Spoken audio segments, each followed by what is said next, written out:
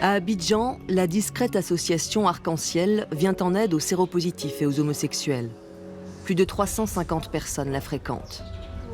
La fin du programme USAID, l'aide américaine au développement, a failli provoquer sa fermeture, comme pour d'autres ONG. Arc-en-Ciel a été sauvé. Une association française a débloqué une aide d'urgence pour payer les 900 € de loyer mensuel jusqu'en 2027. Aurélien, bonjour. Bonjour. Pour le reste, il faut tout compter. Bonjour, Maïchoko. Bonjour, Comment vas-tu? Bien. bien, merci. Bonjour, Yo. On dit quoi? C'est comment aujourd'hui?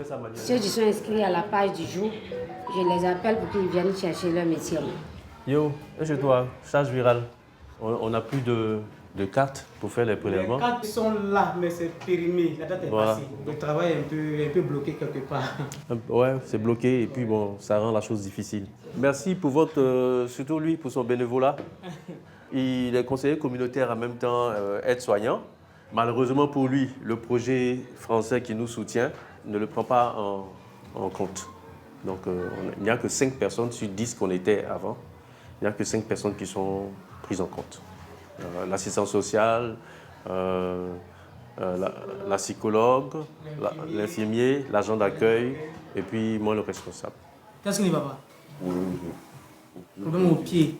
Il n'y a plus de médecins, ni de gestionnaires de données, ni de conseillers de santé communautaire. La dernière fois que tu as fait ton dépistage, là, dépistage de VIH, ça remonte à combien de temps? 1 mois. 1 mois.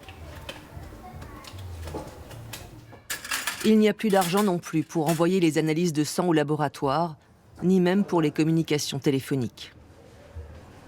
À Arc-en-Ciel, nous nous occupons des personnes qui vivent avec le VIH. Et nous avons aussi des personnes que nous accueillons en hébergement d'urgence, souvent rejetées par leur famille. 30 places sont disponibles. Un havre de sécurité pour de jeunes homosexuels ivoiriens et étrangers. Omar, 19 ans, est arrivé du Sénégal 1 mois auparavant. Un pays qui a considérablement durci sa répression de l'homosexualité. J'ai quitté le Sénégal parce que je me sentais plus en sécurité. Il y avait les arrestations. Moi et mon ami, on a quitté le Sénégal pour venir ici, en Côte d'Ivoire. Par chance, quoi, on est tombé sur cette communauté LGBT, quoi. La Côte d'Ivoire, ça fait partie des pays qui sont... Les LGBT ici sont plus tolérés, par contre, aux autres pays africains. Au Sénégal, tu risques d'être arrêté. Ils vont te condamner de 10 ans. C'est ça qui m'a motivé, voilà, de tout laisser, de les laisser, voilà, laisser mes amis, hein. Mon travail et tout, hein, de quitter là-bas, voilà, même si ça me plaît pas. Le séjour ici, c'est 3 mois en principe. Mais tout dépend des cas. Bill, Guinéen de 23 ans, est là depuis 6 mois. Moi, personne, je ne peux pas retourner dans mon pays. Si je retourne, c'est la mort. Voilà, parce que ça n'a pas été facile pour moi. Je vivais avec mon oncle. Il a découvert mon orientation sexuelle, qui a fait qu'il m'a beaucoup battu. J'ai été sauvé par un ami qui m'a envoyé à l'hôpital, a payé mes frais, tout et tout, et qui m'a aidé à venir m'installer en Côte d'Ivoire. Grâce à ce centre, on a quelque part où mettre la tête et se tranquilliser un peu la tête. Si je ne sors pas, je suis là du matin jusqu'au soir, je suis sur mon téléphone, je regarde les actualités. Si je n'ai pas à manger, je reste. Si j'ai à manger, je mange. D'autres jeunes attendent une place dans ce refuge. Mais c'est impossible financièrement d'en accueillir davantage. Sauf si de l'argent frais arrive. C'est ce que toutes les ONG ivoiriennes attendent. Un nouvel accord de santé a été signé entre les États-Unis et la Côte d'Ivoire fin décembre 2025. Mais sur le terrain, Arc-en-Ciel ne voit rien venir. Je pense qu'on a de l'espoir, mais on attend. Parce qu'aux dernières nouvelles, je sais qu'on devait être appelé par la DGS, la Direction Générale de la Santé. Mais on attend toujours. Ça sera une grande bouffée d'oxygène, quoi. C'est ce qu'on attend pour pouvoir améliorer la qualité de notre activité. En attendant, il faut fonctionner à minima. À Bouaké, dans le centre de la Côte d'Ivoire, le club des jeunes de cette ONG de lutte contre le VIH se réunit chaque semaine autour d'un thème. Aujourd'hui, le consentement.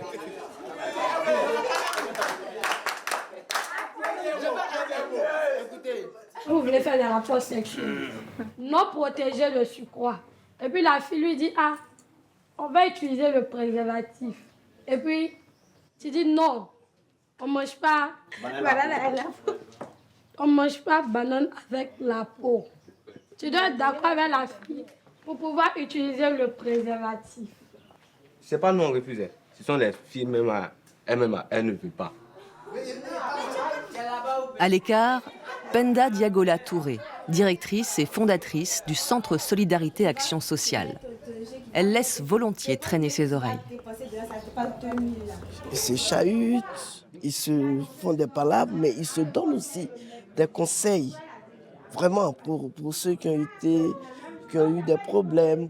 Si elle ne veut pas comprendre, tu lui dis il y a les maladies. Ces jeunes vivant avec le VIH sont inquiets. Ils ont toujours été aidés, soutenus, soignés par cette ONG. Mais la baisse des financements américains fait vaciller leur certitude. Il y a des trucs qu'ils ont arrêtés. Aujourd'hui, comment ça vous affecte? Au départ, on nous donnait des vivres chaque mois. Maintenant, ça a arrêté. Bon, je me suis demandé pourquoi. Parce qu'on m'a dit, il y avait tel projet, c'est pour cela qu'on finançait. Maintenant, les partenaires ont été financés. C'est grâce à ce centre qu'ils sont grandis. Parce qu'ils financent tout, en fait. Au niveau hospitalier, et au niveau scolarité, au niveau du loyer. Aujourd'hui, c'est grâce à ces financements-là que moi, je suis à l'université. Mais comme toi, tu dis que non. Ce centre prend en charge des personnes séropositives depuis plus de 30 ans, avec de l'argent qui vient de l'étranger, de gouvernements et d'ONG. Mais l'année 2025, marquée par le désengagement américain, a été un séisme pour tous, salariés comme bénéficiaires. Moi, je pense que la rupture de financement ou la réorientation des financements américains vont bousculer le niveau d'évolution du VIH pédiatrique ici en Afrique, surtout en Côte d'Ivoire. La crainte que l'épidémie reprenne est omniprésente. À partir de mars-avril, tu as vu que la courbe a commencé à monter. C'est ça, oui. Voilà. Faisons attention. N'aidons pas le VIH-Sida à rebondir. Mais quand ça rebondit, ça ne serait pas seulement chez nous. N'oublions pas que nous sommes dans la mondialisation. Il n'y a pas plus voyageur que le VIH-Sida. Sa fille va bien, Pour l'équipe de direction, c'est le casse-tête quotidien afin de compenser la baisse de l'aide américaine. On a suffisamment de médicaments pour donner 6 mois. Très bien. Nous souhaitons vraiment qu'en 2030, ça s'arrête, que le VIH arrête de tuer. Nous le souhaitons vraiment au plus profond de nous-mêmes. Ce que je voudrais dire, on peut réorienter, mais pas dire que bon, on arrête tout. Ça a été brutal, ce que les Américains ont décidé. Ça a été brutal. Et on l'a ressenti fortement, nous. Malheureusement, on a connu une coupe drastique de ce financement qui nous a obligés, par exemple, en 2025, de réduire le salaire des travailleurs à des moitiés pratiquement. Ah oui, parce que nous, on a une file active de 2000 patients. Il faut un nombre conséquent de conseillers communautaires pour pouvoir les suivre. La nouvelle stratégie américaine en matière d'aide à la santé se déploie dans le monde. Une trentaine de pays ont signé des accords bilatéraux avec les États-Unis, dont la Côte d'Ivoire. De l'argent remis au gouvernement. Mais ensuite... On n'en sait rien, pas grand-chose. On sait en tout cas que les États-Unis, on va dire, revu leur partenariat avec l'État de Côte d'Ivoire dans un programme qu'on appelle America First. Donc ça, on le sait. On a plus ou moins des informations sur l'enveloppe budgétaire. Mais ce qu'on ne sait pas, c'est le mécanisme de gestion de ces fonds qui vont être mis à la disposition de l'État. La clinique continue de fonctionner. La délivrance des traitements est assurée par l'État ivoirien. Okay. Voilà, vos produits, 6 mois. Sachant que dans le pays, 60% du budget national de la lutte contre le VIH est financé par les États-Unis. Est-ce que le médicament te fatigue? En plus des médicaments qu'on vous donne là, on est là pour vous écouter, pour voir comment faire, pour vous aider. Et les gens qu'on appelle nos partenaires, ils nous envoient de l'argent pour aider. C'est vrai que actuellement c'est un peu compliqué. Mais comme il a dit tout à l'heure, si vous avez un problème, dites. Ne vous gênez pas.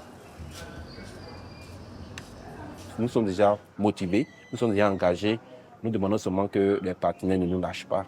Voilà. Parce qu'on est au bout du tunnel. C'est pas maintenant qu'on va tout arrêter. Dans cette dernière ligne droite vers la fin de l'épidémie en Côte d'Ivoire, un maillon essentiel a quasiment disparu avec la fin de l'USAID. Des centaines de conseillers communautaires ont été licenciés. Basé à Abidjan, Philippe Mzelati, épidémiologiste à la retraite, a suivi de près la lutte contre le VIH en Afrique de l'Ouest. Tout le soutien communautaire qui permet de prévenir l'infection, d'aller dans les communautés, de dire faites votre dépistage, d'aller dans les communautés et dire bon, est-ce que tu prends bien ton traitement, n'oublie pas de venir, il faut revenir à telle date, etc. Tout ça, c'est plus ou moins perdu, puisque les financements pour ça ont cessé. Ce qui est resté, c'est les traitements eux-mêmes, et donc les gens continuent à avoir leur traitement, mais à condition qu'ils pensent à aller le chercher et qu'ils viennent le chercher. Si vous êtes hésitant, un peu perdu, ou vous n'avez pas tout compris, on vous a perdu.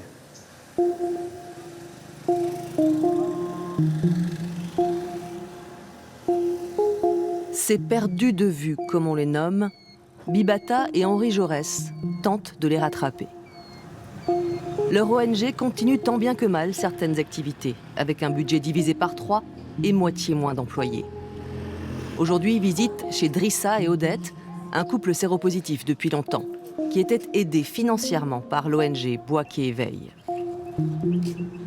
C'est regrettable parce que bon, tout est devenu difficile avec l'abandon des États-Unis.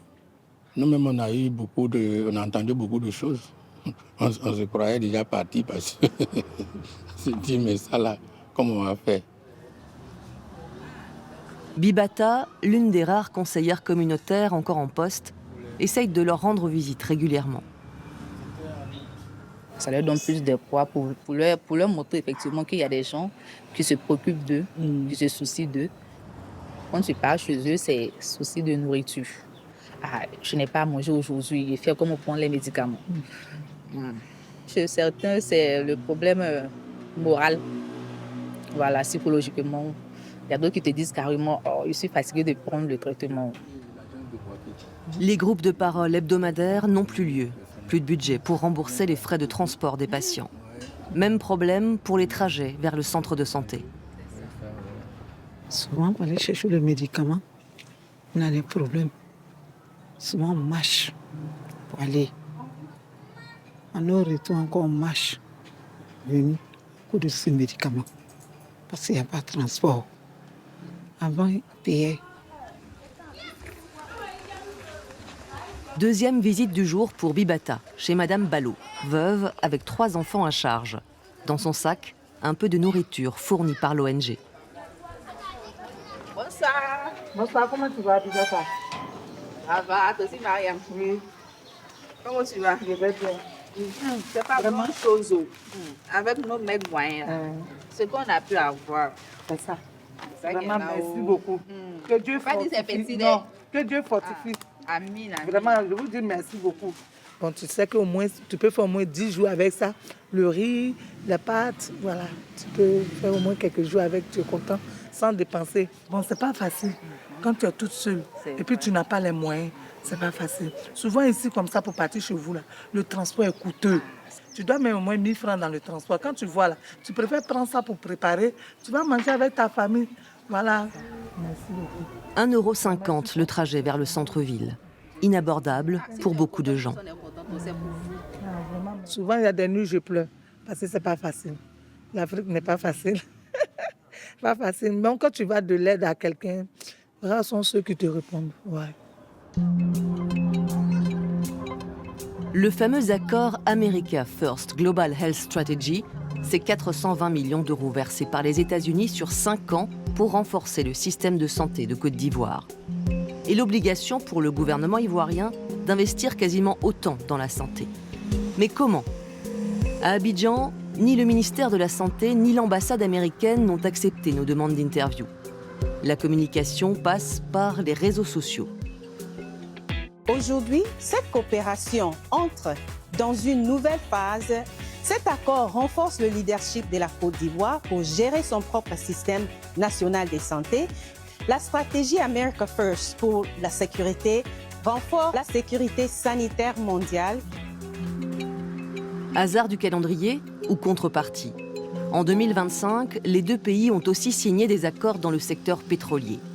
6 milliards d'euros pour la construction d'une nouvelle raffinerie et l'exploitation de 2 blocs offshore par des entreprises américaines.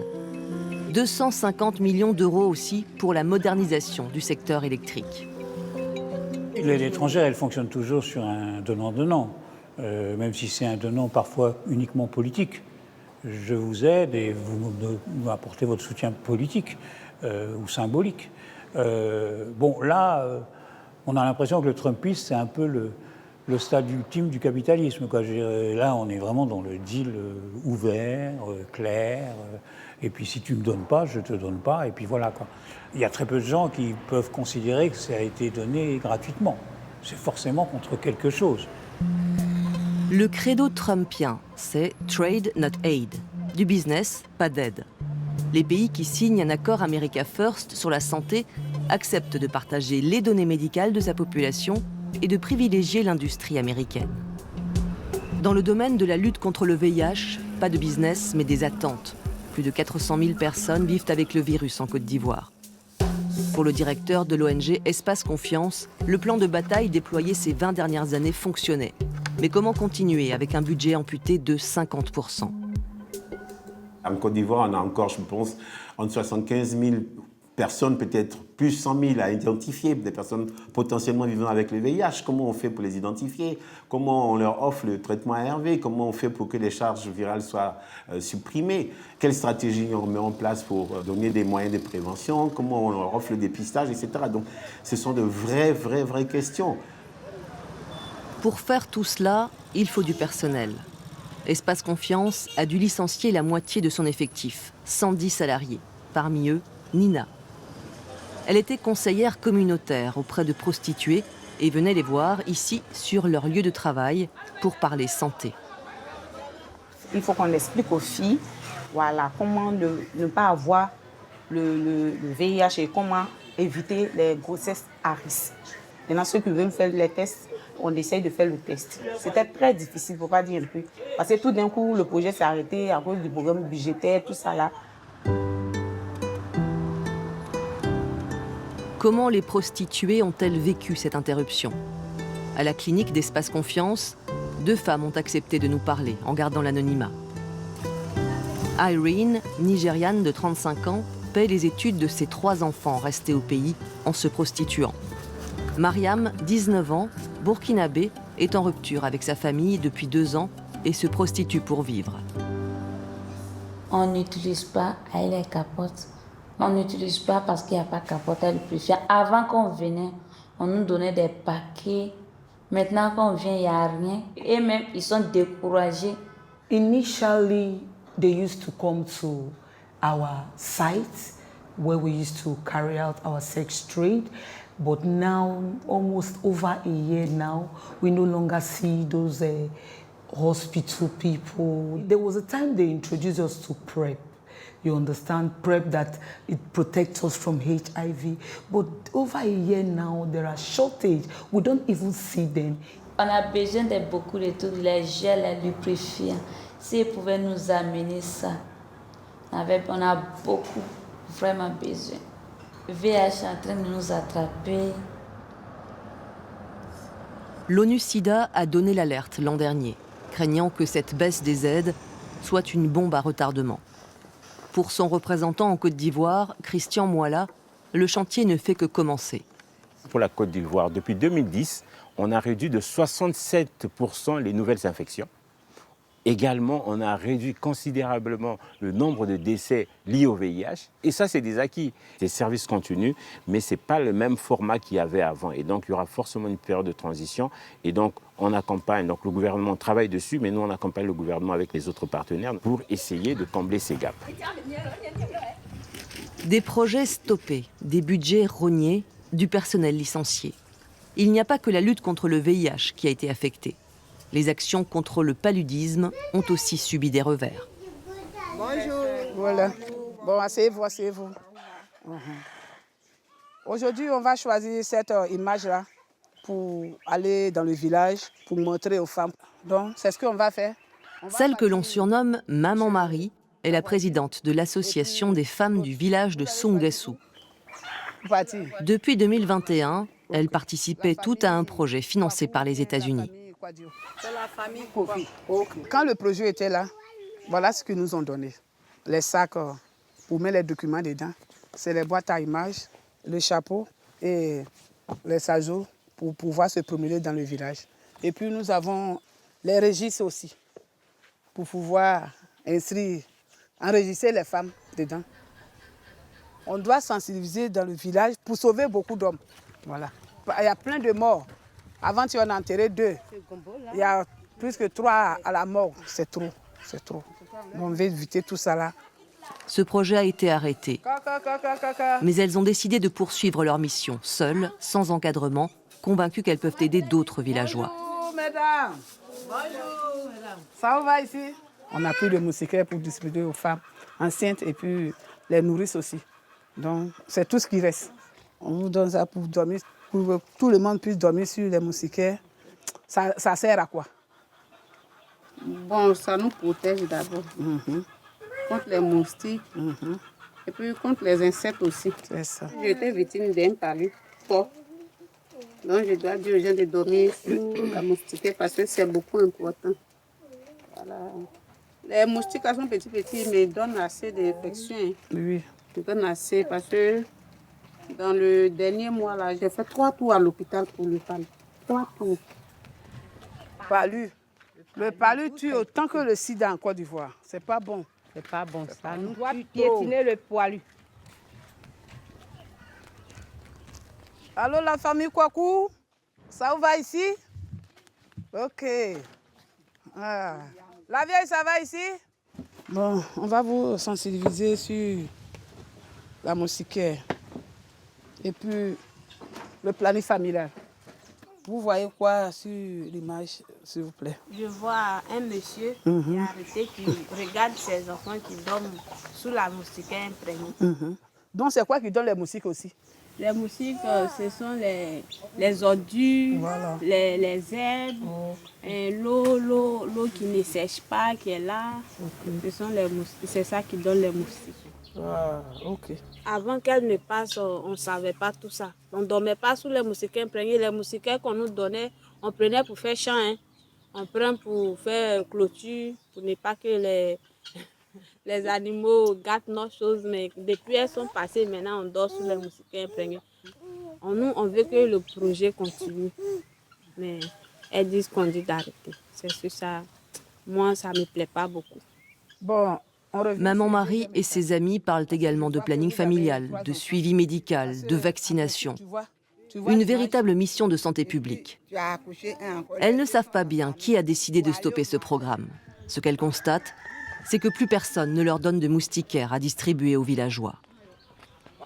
On vous dit, de leur dire que nous, on est là pour faire le travail. Ils n'ont qu'à nous aider. C'est eux qui ont commencé. Ils n'ont qu'à continuer. L'association des femmes percevait 75 € par trimestre pour cette mission de sensibilisation au paludisme.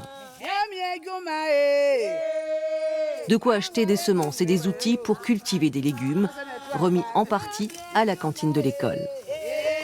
De petites initiatives qui, à l'échelle du village, ont sauvé des vies. Un cercle vertueux brisé par une décision prise loin d'ici, à Washington.